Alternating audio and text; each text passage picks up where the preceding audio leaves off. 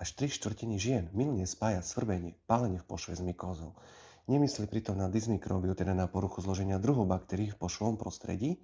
Tá je práve mnohokrát nezmyselne liečená voľne predajnými lokálnymi liekmi alebo naopak hneď antibiotickou liečbou, ktorá môže stav zhoršiť, pretože je neselektívne a zabíja všetky baktérie, aj tie potrebné. Bakteriálna vaginóza je teda porucha, pri ktorej sa premnožia predovšetkým anaerobné baktérie, ktoré tam ale sú bežne, no v inom zastúpení voči laktobacilovi.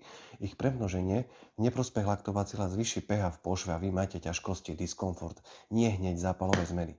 Vaginóza, ak už má, tak má kliniku pomerne špecifickú, no v 50-70% je priebeh asymptomatický. Bakteriálna vaginóza postihuje 2 z 3 žien, z toho takmer polovica sa porieši sama, ak sa nerobí žiaden zásah. Takže za mňa je dôležité v prvom kroku upraviť pH v pošve podporou laktobacila lokálnymi preparátmi v kombinácii s dlhodobým užívaním probiotík celkovo. Nerobiť si výplachy pošvy, používať mydla na intimnú hygienu s nízkym pH, prispôsobiť životosprávu, zbaviť sa z vozíkov či papať probiotika aj v jedle. A ak už je liečba naozaj potrebná, tak taká, ktorá nevyhubí ešte laktobacila, ktorý v pošve ostal, sú na to jasné preparáty a vhodná je počas liečby aj sexuálna zdržanlivosť. Čiže problémom nie je baktéria či chuba, ale nedostatok, eventuálne chýbania laktobacila.